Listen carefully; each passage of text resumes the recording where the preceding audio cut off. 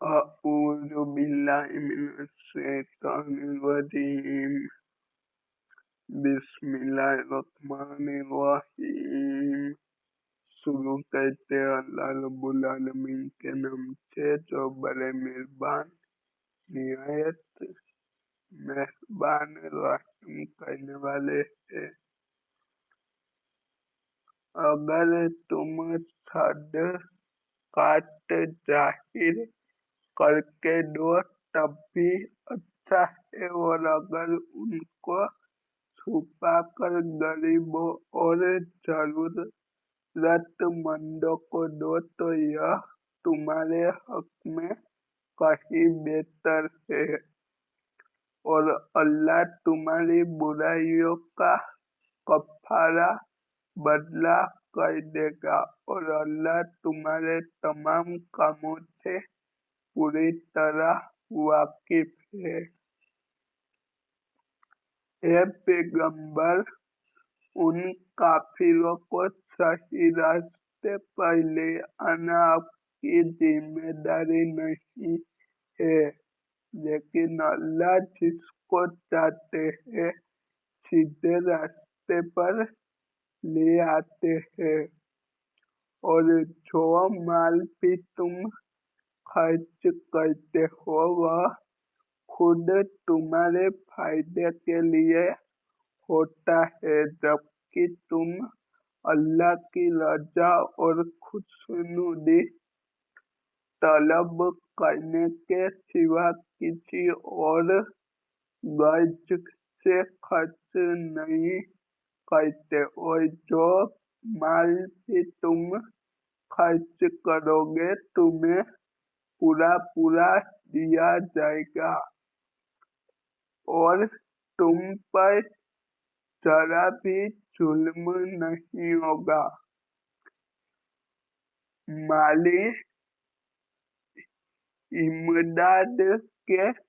وشیش طور پر حقدار وہ غریب اور فقیر لوگ ہیں جنہوں نے اپنے آپ کو اللہ کی راہ میں اس طرح بندی بنا رکھا ہے کہ وہ روٹی کمانے کے لیے زمین میں چل پھر نہیں سکتے، چونکہ وہ اتنے پاک دامن ہیں کہ کسی سے سوال نہیں کرتے، اس لیے ناواقف آدمی انہیں مالدار سمجھتا ہے۔ تم ان کے چہرے کی نشانیوں سے ان کی اندرونی حالت کو پہچان سکتے ہو، مگر وہ لوگ سے لگ لپٹ کر سوال نہیں کرتے، اور تم جو مال بھی خرچ کرتے ہو اللہ اسے خوب جانتے ہیں۔ جو لوگ اپنے مال دن رات خاموشی سے بھی اور اعلانیہ بھی خرچ کرتے ہیں وہ اپنے پروردگار کے پاس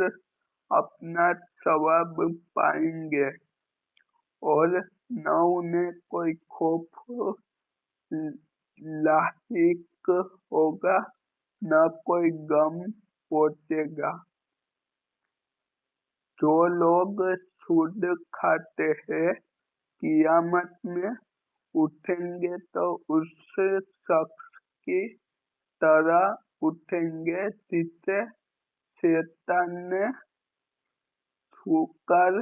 پاگل بنا دیا ہو۔ یہ اس لیے ہوگا کہ انہوں نے کہا تھا کہ بے بھی تو سود ہی کی طرح ہوتی ہے، حالانکہ اللہ نے بے خرید फरोख्त यानी तिजारत को हलाल किया है और सूद को हराम करार किया है। लिहाजा जिस शख्स के पास उसके परवरदिगार की तरफ से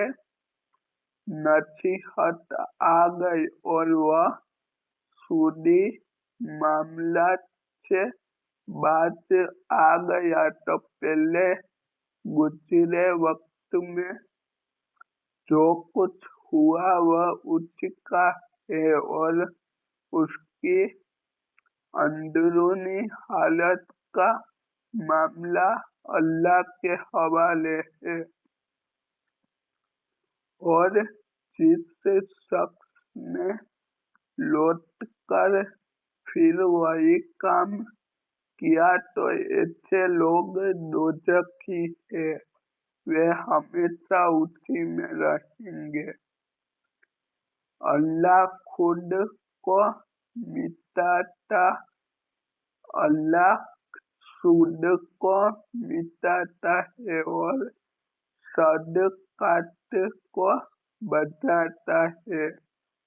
और अल्लाह हर उस शख्स को नापसंद करता है जो नाशुक्री और गुनाहगार हो। हाँ, वे लोग जो ईमान लाए, नेक अमल करे, नमाज कायम करे और ज़कात अदा करे, वे अपने रब के पास अपने अज्र के हकदार होंगे। न उन्हें कोई खौफ लाहिक होगा न कोई गम पहुंचेगा। ए ईमान वालों, अल्लाह से डरो और अगर तुम वाकई मोमिन हो तो सूद का जो हिस्सा भी किसी के जिम्मे बाकी रह गया हो उसे छोड़ दो। फिर भी अगर तुम ऐसा न करोगे तो अल्लाह और उसके रसूल की तरफ से जंग का ऐलान सुन लो और अगर तुम खुद से तौबा करो तो तुम्हारा असल सरमाया तुम्हारा हक है, यानी अपनी असल रकम तुम लोगे, न तुम किसी पर जुल्म करो न तुम पर जुल्म किया जाए। और अगर कोई तगदस्त कर्जदार हो तो उसका हाथ